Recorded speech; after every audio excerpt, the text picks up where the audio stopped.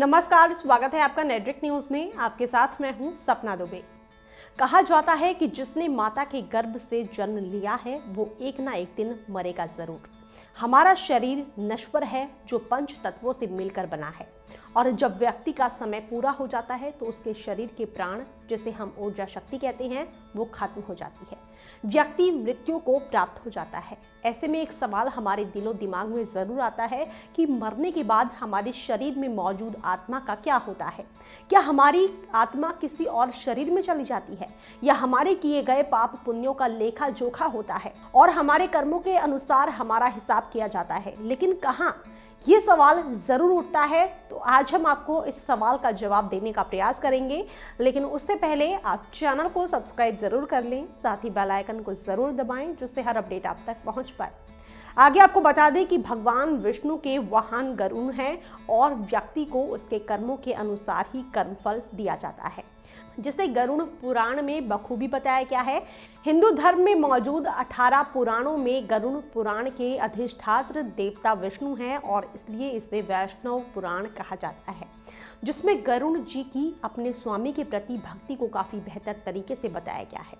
अब आपको बताते हैं कि क्या कहता है गरुड़ पुराण। गरुड़ पुराण में संसार में जन्म लेने वाले प्रत्येक व्यक्ति को उसके कर्मों के हिसाब से मरने के बाद कर्मफल किस आधार पर और क्या दिया जाएगा, इसका वर्णन है। जब व्यक्ति के सुनने और बोलने की इंद्रियां पूरी तरह से शिथिल पड़ जाती हैं और हिल तक नहीं पाता है, ये वो अवस्था होती है जब व्यक्ति मृत्यु के पास होता है। तब दो यमदूत, जिनके हाथों में दंड होता है और वो इतने ज्यादा भयानक होते हैं कि उन्हें देखकर भयभीत हुए बिना नहीं रहा जा सकता है। शरीर के आत्मा को छोड़ देने के बाद यमदूत आत्मा को यमलोक ले जाते हैं, लेकिन यमलोक जाने के रास्ते में आत्मा को बुरी तरह से प्रताड़ित किया जाता है। उसे गर्म तेज धूप में रेत पर चलाया जाता है, चाबुक से मार मार कर बेहोश तक कर दिया जाता है। अपने किए गए पापों को याद करके पछतावा करते हुए यमलोक पहुंचता है। गरुड़ पुराण में प्रेत, कल्प और नरक के बारे में बताया गया है। फिर से वापस संसार में आती है आत्मा, इस बारे में आपको बताते हैं। मरने के पश्चात आत्मा का यमदूतों द्वारा यमलोक ले जाने के बाद आत्मा का सफर यहीं खत्म नहीं होता है। 24 घंटे के लिए यमलोक ले जाकर आत्मा को बताया जाता है कि उसने क्या पाप और क्या पुण्य किए हैं। इसके बाद मरने वाले व्यक्ति के परिवारजन जो उसका अंतिम संस्कार करते हैं, आत्मा फिर से उनके पास आती है। व्यक्ति के देह त्याग के बाद 13 दिनों तक सारी प्रक्रिया की जाती है ताकि मरने वाले की आत्मा को शांति मिल सके, इसलिए 10वें दिन पिंडदान किया जाता है। लेकिन इस समय में आत्मा अपने परिजनों के आसपास ही रहती है। इसके बाद 13वें दिन आत्मा फिर से यमपुरी की तरफ अपनी यात्रा प्रारंभ करती है और 86,000 योजन, जिसमें 16 पुरियों को पार कर 47वें दिन आत्मा यमपुरी पहुंचती है। अब आपको बताते हैं कि कर्मों के अनुसार दिए जाते हैं 3 रास्ते। मरने के बाद व्यक्ति को उसके कर्मों के अनुसार 3 रास्ते दिए जाते हैं। पहला रास्ता है अर्ची मार्ग।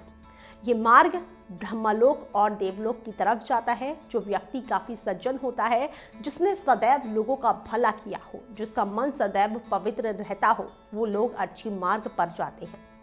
दूसरा रास्ता है धूम मार्ग। धूम मार्ग का मतलब है कि वो रास्ता जो आपको फिर से सांसारिक मोह माया में लेकर जाएगा।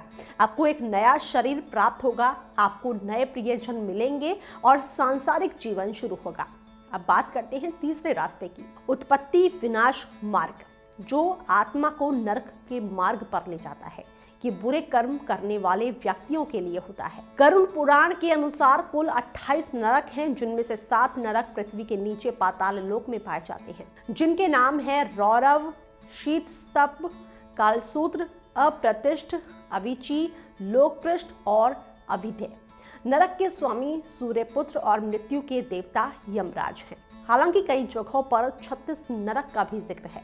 गरुड़ पुराण में बताई गई सारी बात मरने के बाद आत्माओं के साथ होने वाली प्रक्रिया और कर्मफल क्या और कैसे मिलेगा, इसका विस्तार से वर्णन किया गया है। उपरोक्त जानकारी किताबों और रिसर्च के माध्यम से एकत्रित की गई है। नेड्रिक न्यूज इसकी सत्यता की पुष्टि नहीं करता है। फिलहाल के लिए इतना ही। बाकी ऐसी और वीडियोस के लिए आप चैनल को सब्सक्राइब करना ना भूलें। आप देख रहे हैं नेड्रिक न्यूज, साहस सच कहने का।